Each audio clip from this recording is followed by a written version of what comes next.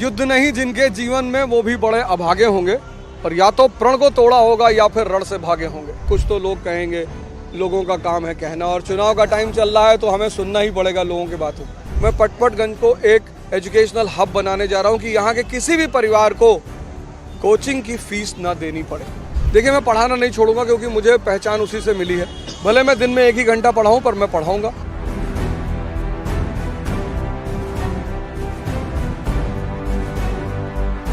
यदा यदा हि धर्मस्य। हमारे साथ है अवध ओझा। किसी परिचय के मोहताज नहीं है, यूपीएससी में बच्चों को तैयारी कराते थे। अब इनकी नई पहचान है, पटपटगंज विधानसभा से आम आदमी पार्टी के कैंडिडेट हैं। पार्टी में आप शामिल हुए, सीधे चुनावी मैदान में कूद गए।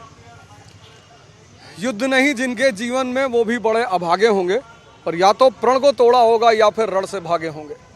तो अपने जीवन का एक बहुत बड़ा अनुभव लेने के बाद कि शिक्षा है क्या और शिक्षा की भूमिका क्या है, आज मैं बाबा साहब अम्बेडकर की प्रतिमा का अनावरण करने भी आया हूँ। और ज्ञान ने ही व्यक्ति के जीवन को बदला है। तो अभी तक वो अनुभव जो सीमित था, कुछ बच्चों तक था, क्लासरूम तक था, अब मैं उस ज्ञान को, उस अनुभव को उस पूरे देश के साथ बांटना चाहता हूँ। अवध जी, पटपटगंज ही आपने क्यों चुना? क्या पार्टी ने कहा कि पटपटगंज से चुनाव लड़ना है या आपने खुद तय किया? नहीं, मैंने खुद तय किया, क्योंकि मेरा घर यहीं पर है, E40 अम्बेडकर पार्क, ठीक इसी सामने। वो आप मेरा घर देख सकते हैं, सामने है। और चूंकि मेरे बहुत सारे लोग, मेरे दोस्त यहाँ पर रहते, और शुरुआती दिनों में जब मैं दिल्ली आया तो यहीं रहा करता था, 7-8 महीने मैं यहीं पे ही था। तो इसलिए मुझे बड़ी सुविधा थी यहाँ के समाज को, यहाँ के लोगों को, चूँकि पहले से मैं जानता था, इसलिए मैंने इस जगह को चुना है। पटपटगंज बहुत हाई प्रोफाइल सीट रही है। मनीष सिसोदिया डिप्टी सीएम रहे हैं वहाँ पर, 3 बार उन्होंने लगातार यहाँ पर रहे हैं। इस बार उन्होंने सीट ये छोड़ दी।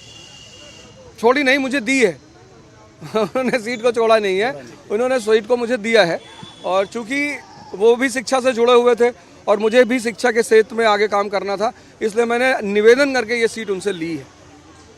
मनीष सिसोदिया जो शिक्षा के क्षेत्र में बहुत दिल्ली में लंबा चौड़ा उन्होंने काम किया, बच्चों को स्कूल को लेकर कई सारे आरोप भी लगे मनीष सिसोदिया को लेकर। एक आरोप यह भी है कि मनीष सिसोदिया को लगा कि सीट कमज़ोर पड़ रही है, इस वजह से आपके ये इतने लोग आपको दिखाई पड़ रहे हैं मेरे साथ खड़े हुए, सीट कमज़ोर वाले लोग हैं।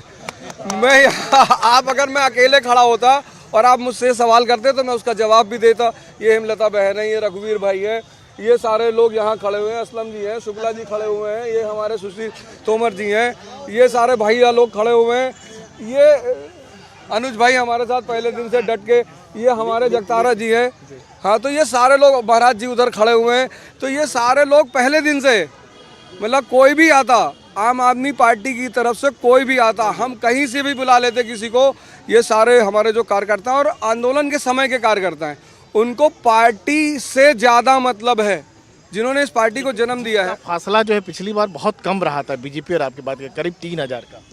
मैच में ऐसा अक्सर होता है, मैच जब होता है तो ऐसा कभी कभी मैच टाई भी हो जाता है, लेकिन जीत को ही असली चीज़ मानी जाती है। तो फासला कुछ भी हो, जब गेम में वर्ल्ड कप जो जीतेगा वही विजेता है। तो आम आदमी पार्टी की लड़ाई इस बार कैसी लग रही है? पूरी दिल्ली की बात करें, देखिए, जिस तरह से विरोधी दल सिर्फ गाली देने का काम कर रहे हैं और बदतमीजी कर रहे हैं, मतलब मैंने तो कभी नहीं सुना कि कोई राजनेता किसी बहुत बड़ी नेता को, किसी बहन को, बेटी को रोड की तुलना उसके गाल से करे। तो मुझे तो ऐसा लगता है कि दिल्ली की हमारी बहनें, वो पूरी सीट उनसे पहले ही छीन चुकी हैं, क्योंकि लड़ाई होती है बराबर वालों के बीच में। हम तो जाते हैं तो हम अपना काम गिनाते हैं कि साहब हमने आपको तीर्थ यात्रा दिया, बहनों को बस यात्रा फ्री दी, शिक्षा दिया, मोहल्ला क्लिनिक दिया, महिला सम्मान योजना दे रहे हैं। वो जाते हैं तो कहते हैं आपदा है। मतलब प्रधानमंत्री को 49 मिनट में 43 मिनट सिर्फ केजरीवाल जी का नाम लेना है। लेकिन बीजेपी के साथ साथ जो कांग्रेस जो है इंडिया ब्लॉक में आपके साथ है, वह भी आम आदमी पार्टी पर करप्शन का आरोप लगा रहे हैं, शराब घोटाले का आरोप, कई चीज़ें किस तरह का?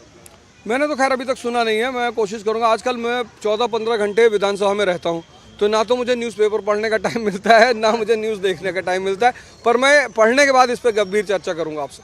कुछ लोग ये भी कह रहे हैं कि पड़पगंज विधानसभा में जो काम हुआ है वो सतही तौर पर काम हुआ है, खासतौर से अपोजिशन आरोप लगाते हैं जमीनी स्तर पर। ये सामने मंडावली स्कूल है, चमक रहा है, यूएस के प्रेसिडेंट की वाइफ आती है, वो यहाँ जाती है, वो सतही तौर पे काम आपको दिखाई पड़ रहा है। मतलब इतना प्यारा स्कूल बना हुआ। नहीं, मतलब अपोजिशन के लोग, कई लोग कहते हैं अपोजिशन तो बहुत सारे लोग, एक बड़ा प्यारा सा गाना है, कुछ तो लोग कहेंगे, लोगों का काम है कहना, और चुनाव का टाइम चल रहा है तो हमें सुनना ही पड़ेगा लोगों की बातों। यहाँ क्या काम करेंगे पड़पगंज विधानसभा में, क्या आपके लिए? देखिए, मैंने 2-3 पर्सनल अपनी तरफ से काम निकाले हैं। जैसे मैंने देखा यहाँ पार्किंग की बहुत बड़ी समस्या है, मतलब एक बहुत बड़ी समस्या है, पार्किंग है, जाम है, इन सब चीज़ों की एक समस्या है। तो सरकार जितनी योजनाएं ला रही है, सरकार पहले से ही, जनता इतनी खुश है कि भैया हमको वादा किया था वो चीज़ें हमें मिली हैं।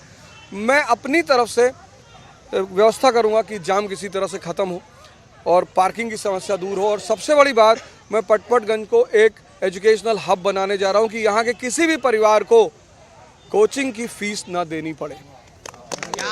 मैं जिस दिन इलेक्शन खत्म होगा उसके ठीक 1 हफ्ते के बाद एक सेंटर यहाँ लॉन्च करने जा रहा हूँ। बच्चों को काउंसलिंग दी जाएगी, गाइडेंस दिया जाएगा और कोचिंग दी जाएगी, पटपटगंज के बच्चों को फ्री दी जाएगी। ये बहुत बड़ी बात कर रहे हैं, छात्रों को लेकर बात करें तो हर जगह समस्या थी। बिहार में भी एक अलग तरह की समस्या है, वहाँ बीपीसी के छात्रों ने देखा होगा।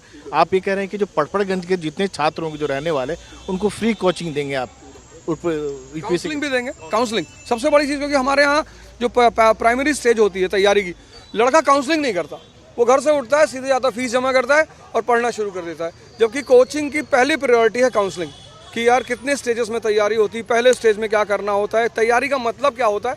तो एक जो काउंसलिंग का एटमॉस्फेयर है यहाँ पे, और वो मैं पर्सनल अपने लेवल पे करूँगा। मैं हर घर में जितने बच्चे उनको एनरोल करूँगा, कौन कहाँ तैयारी कर रहा है। और मैं आपको बता दूँ कि मैं इस इलेक्शन तैयारी के दौरान 53 लोगों को, लड़कों को अपने साथ जोड़ चुका हूँ, जो मुझसे यदा कदा मैं बुला लेता हूँ कि आओ मैं बताता हूँ कैसे पढ़ना है, क्या करना है। कोचिंग पर भी कई सारे सवाल उठे थे इस बार दिल्ली में ही बात करें तो, व्यवस्था को लेकर, जिस तरह से बच्चों को रखा जा रहा था, सब देखिए ऐसा है, बाजारीकरण को लेकर। देखिए बाजारीकरण के बाद जब उठती है, जब भी आप क्वालिटी की चीज़ लेंगे ना, क्वालिटी, पहले क्या होता था कि समाज संस्थाओं को फंड करता था। आश्रम क्या होता था, वहाँ कोई पैसा नहीं लगता था। मान लिया हमने यहाँ एक आश्रम खोला है, तो ये जितना पूरा समाज है ये उस आश्रम को फंड करेगा।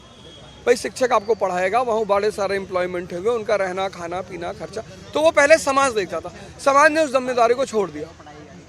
तो जब समाज ने उस जिम्मेदारी को छोड़ा, तो अब स्वतः उसको संचालित करने के लिए धन की तो आवश्यकता पड़ेगी, और जब वो पड़ेगी तो मैनेजमेंट उसको करे। एक अंतिम सवाल कि पटपटगंज के बच्चों को आप फ्री ऑफ कॉस्ट, जैसा आप कह रहे हैं, पढ़ाएंगे बिल्कुल, लेकिन पूरे दिल्ली के लिए आप क्या कहना चाहेंगे, क्योंकि शिक्षा आपकी पहचान रही है जिस तरह से? आपने शुरुआत में ही कहा, देखिए मैं पढ़ाना नहीं छोड़ूंगा, क्योंकि मुझे पहचान उसी से मिली है। भले मैं दिन में 1 ही घंटा पढ़ाऊँ, पर मैं पढ़ाऊँगा। और जो मॉडल मैं पटपटगंज का बनाऊंगा, दिल्ली सरकार ने चाहा तो मैं उस पूरे मॉडल को पूरे दिल्ली में लागू करूंगा। और इसमें लड़ाई कैसी है, अगर बात करें तो, चुनाव की बात करें तो? खेल और राजनीति में लड़ाई हमेशा मजेदार होती है। जो अच्छा खेलेगा वो जीतेगा। जीत के प्रति कितनी आश्वस्त हैं? पूरा आश्वस्त हूँ। इतने सारे लोग हैं, इतने लोग मेरे साथ हैं, जिस घर में जाता हूँ सब इतना प्रेम दे रहे हैं, तो मैं जीत के प्रति पूरा आश्वस्त हूँ। तो ये थे आम आदमी पार्टी के पटपटगंज के कैंडिडेट अवध ओझा, अपने जीत के